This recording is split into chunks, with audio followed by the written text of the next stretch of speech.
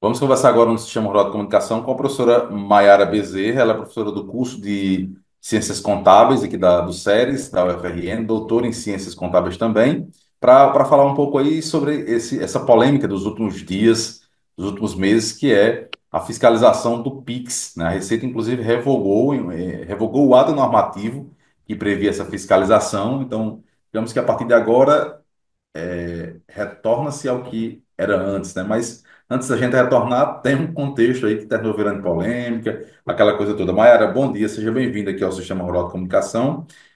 Diante dessa polêmica toda, o que é possível expor para a população, né? O que a população, de fato, devia e ainda deve saber sobre essas questões de PIX? Bom dia. Bom dia, Geraldo, bom dia a todos os ouvintes, né, a todos que participam.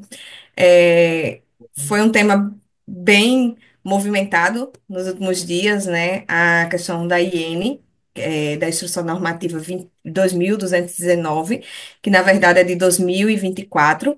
Ela foi instaurada, né, em setembro de 2024 e passou a vigorar agora, passaria a vigorar agora a partir de 1º de janeiro de 2025. Então, houve esse período de aprovação, instituição e de entrar em vigor, né? Essa IN, essa instrução normativa, né, ela trazia uma atualização de instruções normativas que já temos, né, relacionadas aos controles de operações financeiras. Então, na verdade, assim, fazendo um breve contexto, desde 98 a gente tem o COAF, que é o Conselho Superior de Administração Financeira. Então, em 2003, a gente tivemos a instituição da primeira demonstração, que era a Decred. Então, de pouco conhecimento, talvez por questões de mídias, por questões de... Hoje, as redes sociais, elas divulgam tanto para fatos positivos como para fatos negativos, criando aí uma verdadeira desinformação, muitas vezes, né, a pessoas físicas, pessoas jurídicas, possíveis contribuintes ou não. E aí a gente acabou criando essa onda, né, de boatos com pouca informação, com uma desinformação que levou a medo, susto e diversos atos, né, que ocasionaram, de um modo geral, esse desencadear dos últimos dias. Então, assim, a E-financeira é uma demonstração que ela já ocorria, ou seja, já ocorre, onde os bancos tradicionais, desde 2014, já fazem essa demonstração, que é uma obrigação acessória, aos órgãos de controle. Como é que ocorria, né? Ou como voltou, que agora novamente está vigorando com a revogação da IN de 2024. A gente teria uma atualização em relação à expansão das obrigações. Então, até então, o que a gente tinha que eram os bancos tradicionais informando questões relacionadas a operações financeiras de contribuintes, de pessoas físicas, no valor de até R$ 2.000, ou, na verdade, acima de R$ 2.000, desculpe, e de pessoas jurídicas acima de R$ 6.000. Então, os bancos tradicionais já fazem essa declaração, já fazem essa informação. Essa informação, através da E-financeira, ela iniciou-se em 2014 e, a partir disso, a Receita, o Banco Central, a Comissão de Valores Imobiliários, diversos outros órgãos de regulação, eles têm acesso a informações, mas sem nenhuma caracterização necessária de quem, para quem está ocorrendo essas movimentações, como iria permanecer também com a 9N. E o que era essa 9N? Uma expansão dessas informações para outras instituições, chamadas de instituições que não são do sistema tradicional, instituições financeiras, como, por exemplo, operadores de cartão de crédito, bancos digitais. Então, hoje, a gente não tem nenhuma informação, né? A Receita não tem nenhuma informação referente a essas. instituições e iria se expandir, né, para essas instituições também passarem a entregar, né, o módulo da financeira relacionado a movimentações de cartão de crédito, moedas digitais e outras operações que ocorrem, né, a exemplo de aquelas maquininhas, onde o pequeno comerciante tem lá uma, duas, três maquininhas. Então, por instituição financeira ou por instituição de operadora de cartão de crédito ou outra, elas teriam que entregar a movimentação mensal do seu cliente, numa forma de declaração consolidada, global, não por pessoas entre quem recebe ou quem entrega, ou entrando em qualquer sigilo bancário, que foi um dos fatos que mais foi divulgado, né? A quebra de sigilo bancário, o problema relacionado as movimentações Pix que passaram a integrar, né? O Pix, ele é uma modalidade de pagamento recente, né, Gustavo? Geraldo, a gente veio aos últimos anos incorporado, mas transações financeiras como transferências, o antigo DOC, né? Quem nunca fez um DOC? Então, o antigo DOC, a gente fazia entre instituições diferentes, eles já faziam parte da E-Financeira desde 2014. O Pix ele estava de fora, assim como operações de cartões de crédito por cliente das instituições. Então, era essa a expansão da IN, né? Da mesma forma que desde 2014 está em vigor a anterior, e essas movimentações não ensejaram necessariamente em cobrança tributária. Então, não é simplesmente, eu recebi, movimentei mais de 5 mil pessoa física, e aí eu vou ser tributado, né, sobre isso. Surge também, nesse mesmo ponto, a polêmica de tributações, né, que iria iniciar uma tributação sobre essa movimentação superior, o que também não é verdade. Inicialmente, não é essa a finalidade, o objetivo, né, dessa expansão da E-Financeira. Então, só para fazer aqui um esclarecimento para os ouvintes, a instrução normativa ela não dava, digamos que, poderes à Receita Federal de tributar sobre as movimentações de Pix e cartão de crédito, era isso? É isso? Isso, exatamente. No momento atual, essa atualização seria somente para a instituição bancária, operadora de cartão de crédito ou esses bancos digitais, passar a integrar o rol de instituições que iriam informar aqueles clientes que movimentassem acima de 5 mil global, incluindo dentre os seus, vamos dizer assim, produtos, né, transferências, movimentações através de Pix, movimentações através de cartão de crédito, e essa informação ia para um banco de dados. Mas no segundo momento, teria a tendência de cobrar?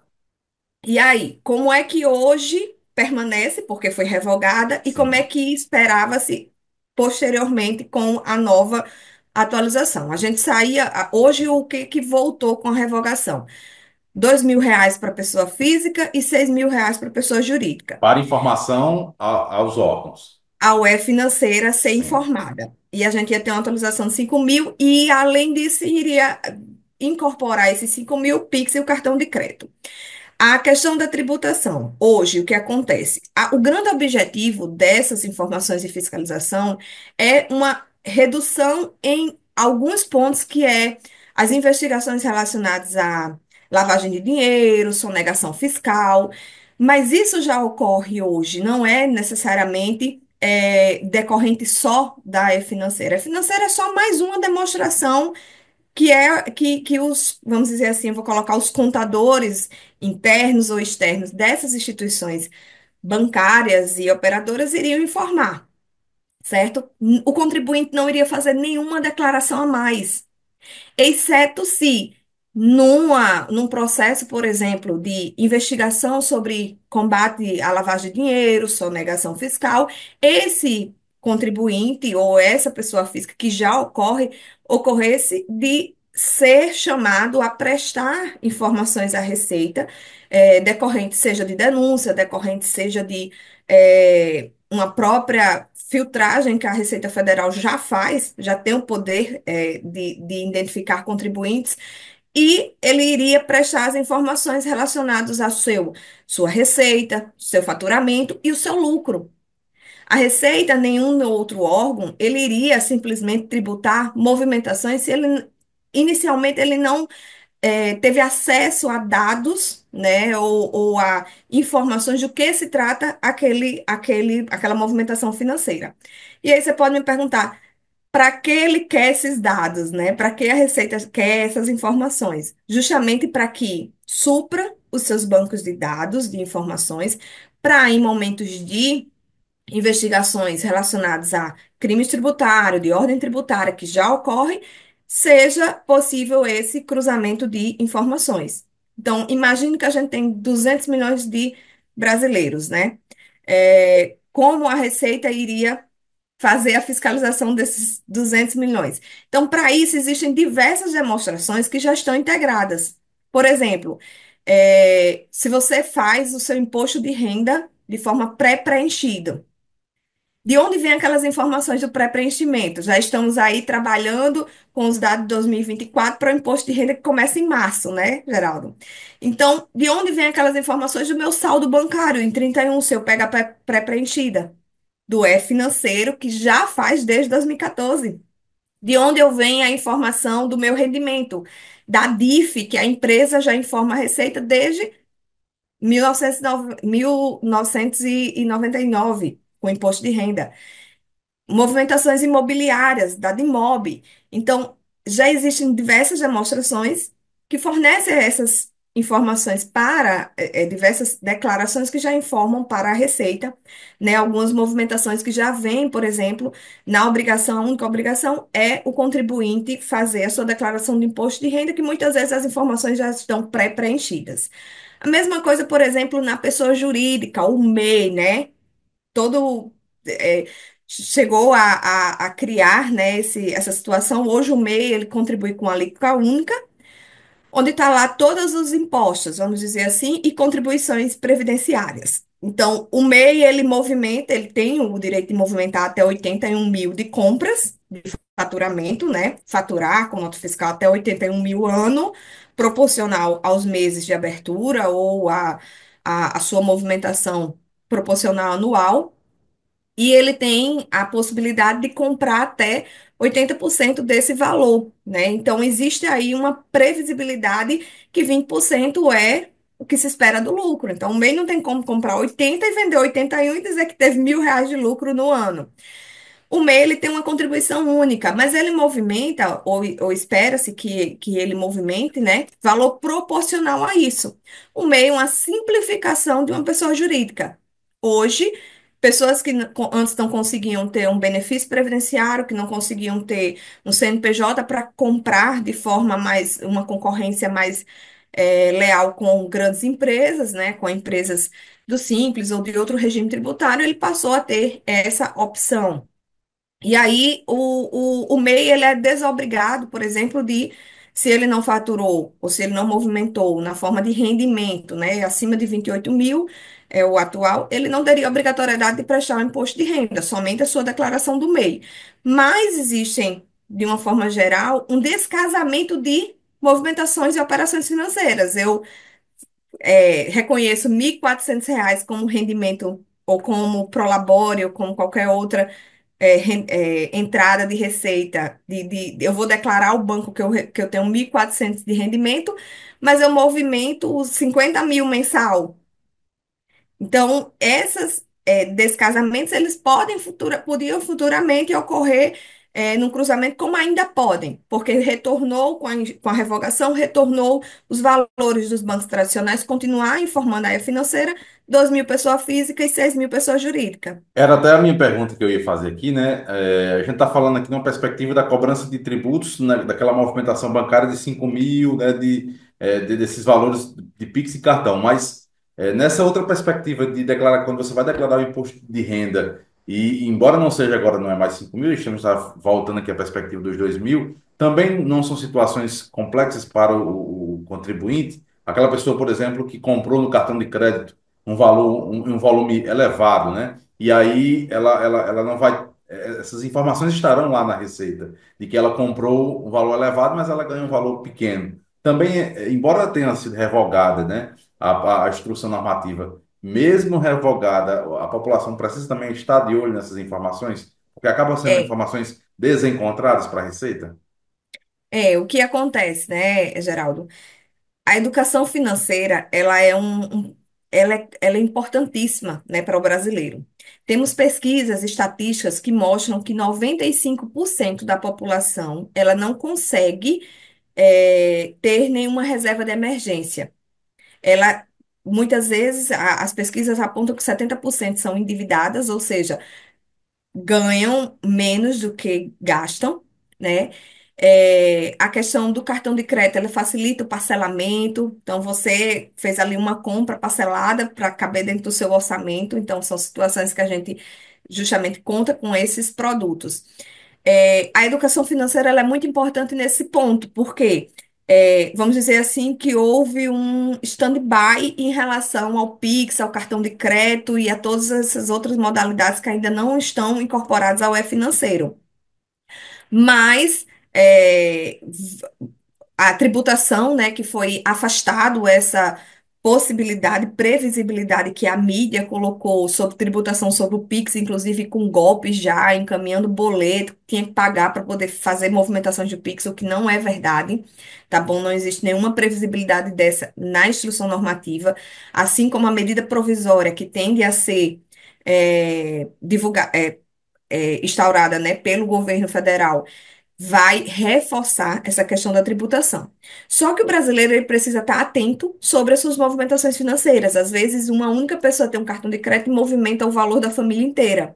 Então, aquela pessoa é assalariada, ganha 2.000 e poucos reais. Eu já estou colocando assim bem, porque o valor médio, né, vamos dizer, da família brasileira, ele varia. Mas vamos considerar uma pessoa que ganha até 2 salários mínimos. Então, essa pessoa, ela movimenta da família toda, então o cartão de crédito dela lá é 7, 10 mil reais mês. Há um descasamento aí de informação, mas inicialmente ela não vai ser tributada ou não seria tributada somente porque ganha acima do seu valor, do seu rendimento mensal. O que poderia ocorrer, o que a Receita iria receber de informação, é uma informação global, vamos dizer, de uma operadora como o Nubank, como o PicPay. Então, bom entender os tipos de bancos tradicionais, como Caixa, Banco do Brasil, Bradesco, diferente dessas operadoras de cartão de crédito ou de pagamentos, que elas não, hoje não estão enquadradas dentro das obrigatoriedades de enviar essas informações. Mas se você usa o cartão de crédito de bancos tradicionais, essa informação já, de modo geral, ela está dentro do sistema do Banco Central. Então, eu devo me preocupar agora, devo me preocupar sempre com a educação financeira, a educação financeira própria, né?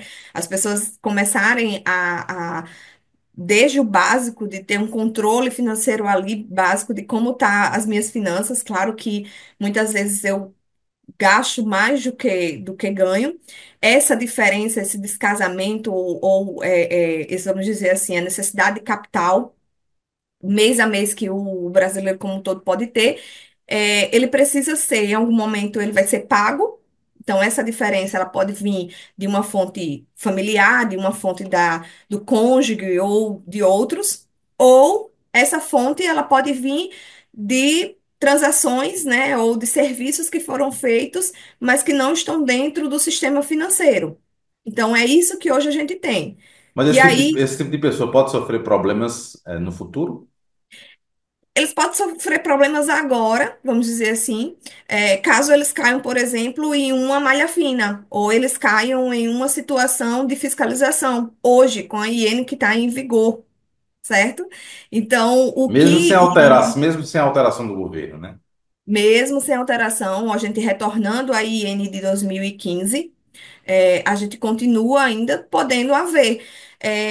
Isso já ocorreu, por exemplo, no ICMS há 3 anos atrás, quando os estados como um todo passaram a poder, né, fazer o cruzamento de informações da E-financeira tradicional com as contribuições ou as obrigações principais, que é o pagamento de tributo dos seus contribuintes, né, estaduais, não só do Rio Grande do Norte, mas de todo o Brasil.